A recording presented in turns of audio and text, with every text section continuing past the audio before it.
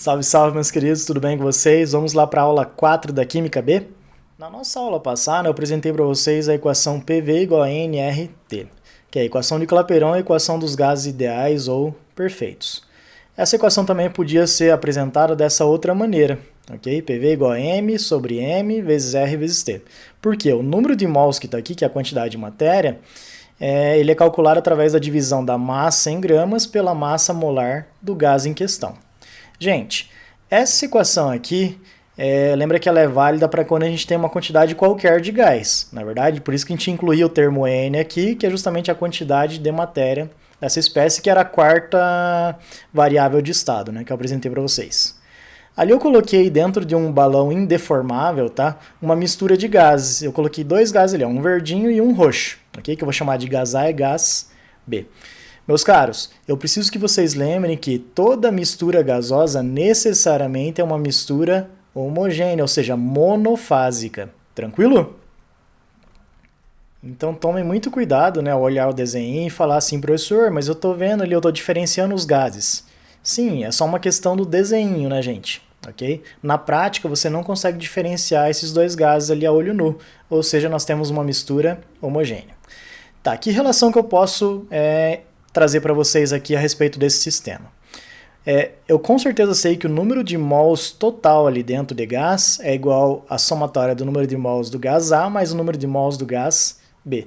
Mas, gente, o que vem a ser número de mols quando a gente trabalha aqui com essa equação, né, que eu falei para vocês que vai ser útil nesse momento?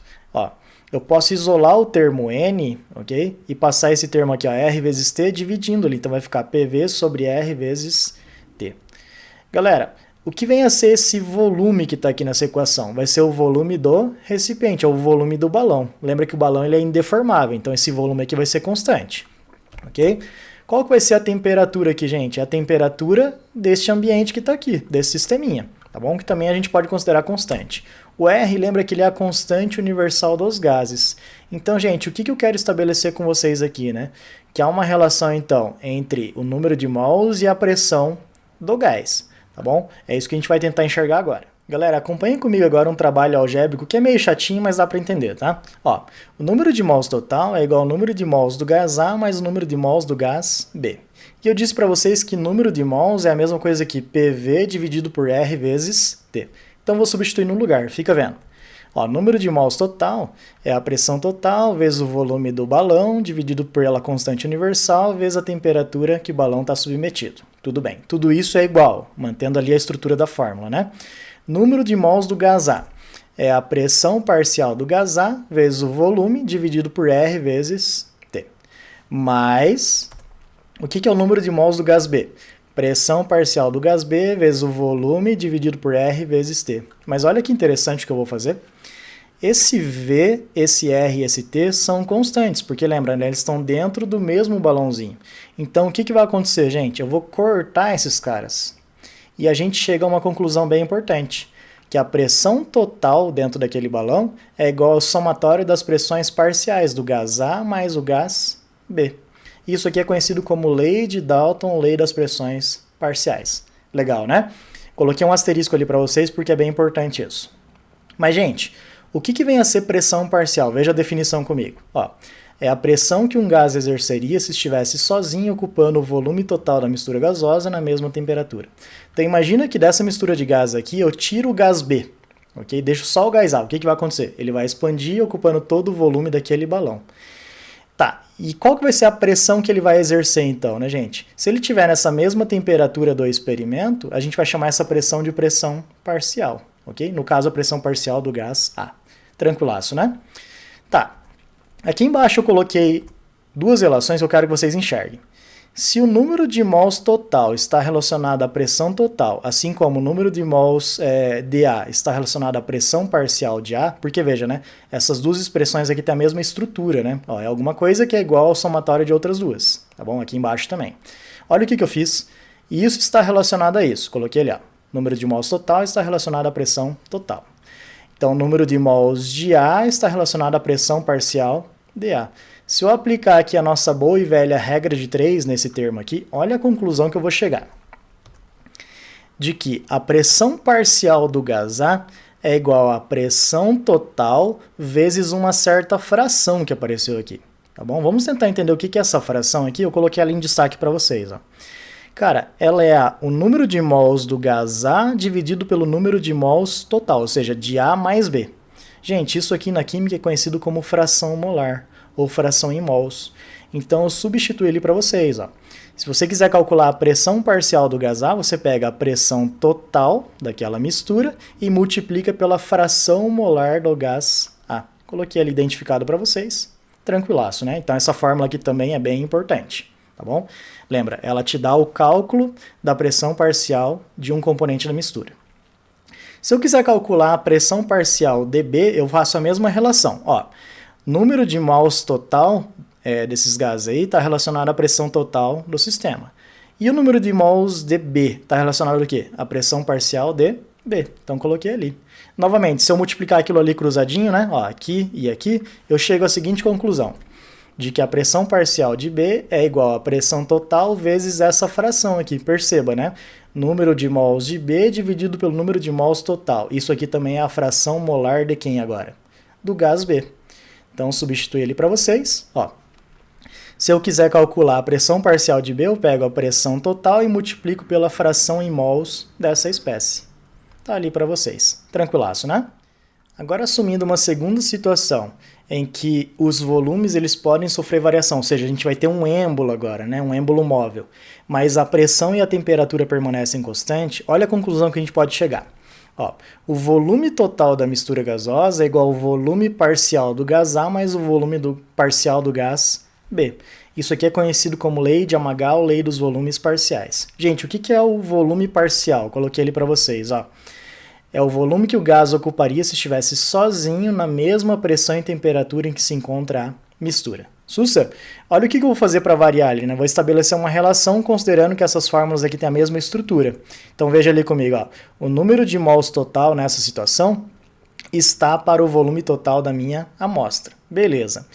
Já o número de mols do gás A está proporcional ali a volume parcial dele mesmo.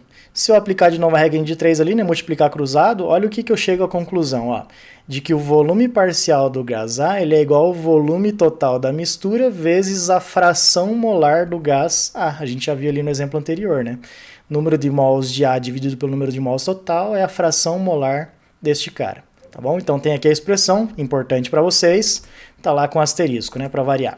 Sussa, se eu quiser fazer a continha do volume parcial para o B, é só fazer o mesmo tipo de análise, né?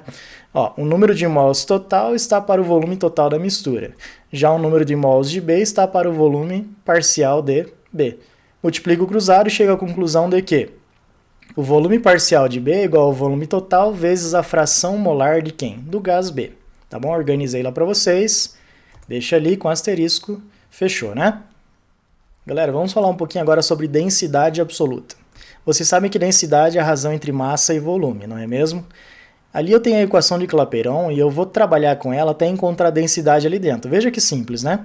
Se eu pegar esse V e passar para cá e esse M para cá, eu vou ter isso aqui, ó, PM igual a M sobre V vezes R vezes T. Mas, gente, massa por volume é justamente quem? Densidade. Substituindo então ali por densidade, eu chego à conclusão de que, para calcular a densidade absoluta de um gás, eu faço PM dividido por R vezes T. Tranquilaço, né? Olha uma conclusão interessante. Vocês conhecem a prática do balonismo, não é mesmo? Como que ela ocorre, né? Como que o balão consegue subir? Você vai lá e aumenta a temperatura do gás que está ali, não é verdade? Gente, olha o que acontece em termos práticos aqui, né? Em termos de contas. A pressão que esse balão está exposto é a pressão atmosférica, é constante. A massa molar do gás que está ali também é constante. Aqui nós temos a constante universal dos gases, então esses três termos aqui são constantes. Se eu aumentar a temperatura que está ali no denominador, o que acontece com a densidade? Diminui. Então pensa lá no caso do balão, né? Aumentei a temperatura, esse gás vai expandir, aumentar o seu volume, logo a densidade diminui, não é verdade? Coisas menos densas, elas tendem a fazer o quê? Flutuar. Beleza? Então é a explicação por que o balão flutua. Se você vai lá e apaga a chama, a temperatura diminui e a densidade começa a aumentar. Logo esse balão começa a descer. Muito massa, né? Galera, Caso o exercício pergunte para vocês qual é a densidade de um gás na CNTP, lembra, né? Condições normais de temperatura e pressão. Traduzindo, 0 graus Celsius e 1 atmosfera. Você pode substituir aqui, ó, no lugar da pressão, 1 atmosfera, massa molar, depende do gás que você vai trabalhar, a constante universal. Nesse caso aqui tem que ser 0,082 porque tem que estar em atmosfera também, né? A unidade compatível com a pressão que está ali em cima. E a temperatura da CNTP é 273 Kelvin ou 0 graus Celsius. Galera, resolvendo essa continha aqui, olha a conclusão que você chega, né? Se ele perguntar para você o cálculo de densidade para gases na CNTP, é só você pegar a massa molar do gás e dividir por 22,4. Você já vai ter a densidade desse gás. E a resposta vai ser em gramas por litro. Tranquilo? De boas, né? Tá, agora eu vou ensinar para vocês o que é a densidade relativa. É quando você relaciona a densidade entre gases. Ó, é a razão das densidades absolutas de dois gases, estando ambos na mesma temperatura e pressão. Olha que simples. Se eu quiser calcular a densidade absoluta do gás A e do gás B, eu só aplico aquela fórmula que eu ensinei ali para vocês, não é verdade? Se eu quiser relacionar as duas, eu posso fazer assim, ó. Qual é a densidade do gás A relacionado com a densidade do gás B? É só eu dividir um pelo outro. Só que, gente, se eles estão nas mesmas condições de temperatura e pressão, o que eu vou fazer com esses termos aqui, né? Eu vou cortar esse termo com esse, o R também aqui é constante, eu corto, e a pressão eu vou cortar.